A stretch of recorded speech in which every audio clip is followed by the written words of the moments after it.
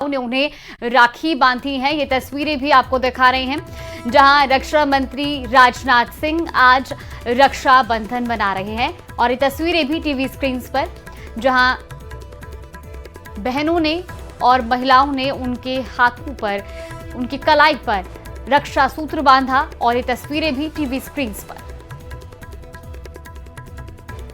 तो दिल्ली से लाइव तस्वीरें आपको दिखा रहे हैं जहां केंद्रीय रक्षा मंत्री राजनाथ सिंह आज रक्षाबंधन मना रहे हैं और इस मौके पर वहां पर मौजूद तमाम महिलाएं आज उनकी कलाई पर रक्षा सूत्र बांध रही हैं, मिठाई खिला रही हैं। तो रक्षाबंधन के पावन पर्व की ये झलकियां नेताओं के गलियारों से थी, जहां आज आम लोगों से लेकर तमाम नेता भी रक्षाबंधन का पावन पर्व मना रहे हैं।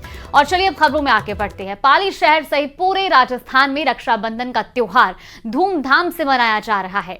इस खास मौके पर राजस्थान सरकार ने महिलाओं को एक बड़ा तोहफा दिया है। सरकार की घोषणा के अनुसार रक्षाबंधन के दिन महिलाएं रोडवेज की बसों में निःशुल्क यात्रा कर सकती हैं। इस सुविधा का लाभ उठाने के लिए सुबह से ही बस अड्डों पर महिलाओं की भारी भीड़ उमड़ रही है। पाली के विभिन्न बस स्टैंडों पर महिलाओं की लंबी लंबी कतारें देखने को मिल रही हैं, जो अपने भाइयों को राखी बांधने के लिए उत्साहित है। इन बसों में मुफ्त यात्रा करके बहनें आसानी से दूर दराज के इलाकों में रह रहे अपने भाइयों तक पहुंच पा रही हैं। इससे रोडवेज बसों में भी यात्रियों की संख्या काफी बढ़ गई है और हर स्टेशन पर महिलाएं अपनी यात्रा के लिए इंतजार करती नजर आ रही हैं। ये तस्वीरें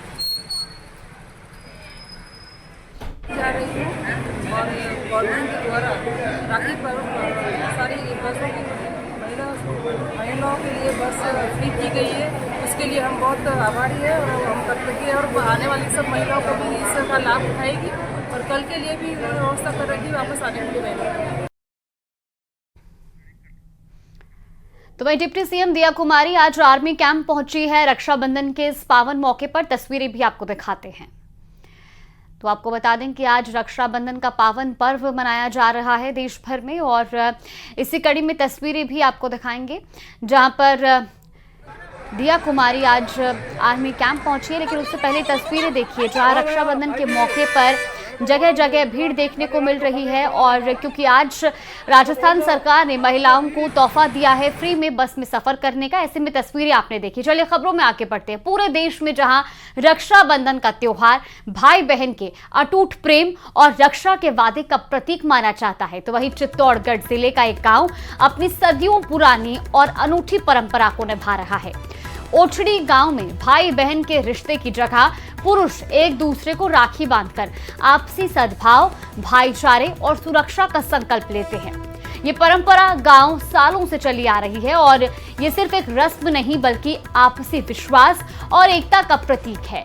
इस परंपरा के पीछे ये भावना छिपी है कि हर व्यक्ति अपने पड़ोसी या मित्र की सुरक्षा का जिम्मा उठाता है। ये एक प्रेरणादायक उदाहरण है कि कैसे एक समुदाय मिलकर अपने हर सदस्य की रक्षा का वचन ले सकता है, जिससे समाज में एकता और सद्भाव बना रहे। यह अनोखी परंपरा चित्तौड़गढ़ ही नहीं बल्कि पूरे देश के लिए एक मिसाल है। जहां देश में रक्षाबंधन का पर्व भाई और बहनों के बीच मनाया जाता है, जहां बहनें जो है वो भाई की कलाई पर राखी बांधती है और भाई जो है बहन को रक्षा का संकल्प लेता है। लेकिन हम एक अनोखे गांव की बात करेंगे जो है चित्तौड़गढ़ में। चित्तौड़गढ़ का ओछड़ी गांव है जहां पर वर्षों पुरानी परंपरा के अनुसार पुरुष पुरुष को राखी बांधकर रक्षा का संकल्प लेते हैं। इस वक्त हम ओछड़ी गांव में उस पूरे गांव के बीच में मौजूद है जहां पर सैकड़ों की संख्या में जो ग्रामीण है वो इकट्ठा होकर एक दूसरे को, पुरुष जो वर्ग है वो एक दूसरे को राखी बांधते हैं और रक्षा का संकल्प लेते हैं। यह परंपरा बताई जा रही है कि 500 से 1000 वर्षों पुरानी ये परंपरा है, जहां पर सबसे पहले गांव के सभी मंदिरों में जाकर देवी देवताओं को राखी बांधने के बाद यहाँ पर पुरुष वर्ग इकट्ठा होता है और एक दूसरे को राखी बांधकर रक्षा का संकल्प लेते हैं। हमारे साथ यहाँ पर जो है बुजुर्ग भी मौजूद है, उनसे पूछते हैं कि आखिरकार ये परंपरा किस समय से चली आ रही है और क्यों चली आ रही है, किस समय से चली आ रही होगा? काफी अरसे से चली आ रही है। लगभग जब से ये गांव की स्थापना हुई है तब से ये सिस्टम पूरे मेवाड़ में चलता है। इससे यही है कि भाई सबका भाईचारा बढ़ा रहे, सभी साथ में, इसमें कोई जाति का भेद नहीं है। बस गांव की एकता बनी रहती है इससे। और यहाँ पे सब जने इकट्ठे होकर अगर राहुल जी बताते हैं तो सब आपस में मिलजुल लेते हैं। सबकी एक साल में एक बैठक हो जाती है, गांव के कुछ डिसीजन होते हैं वो डिसीजन ले लेते हैं। अब सब नॉर्मल जो भी बातें होती है वो बोल देते हैं।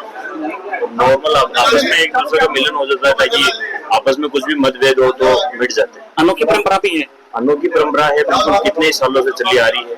और जहाँ एक और देश में वर्तमान परिप्रेक्ष्य में जिस तरह के हालात बने हुए हैं उसमें यह गांव जो है निश्चित रूप से एक मिसाल साबित होता है। पीयूष मुंडा, न्यूज़ 18 राजस्थान, चित्तौड़गढ़। तो वही अजमेर के 32 साल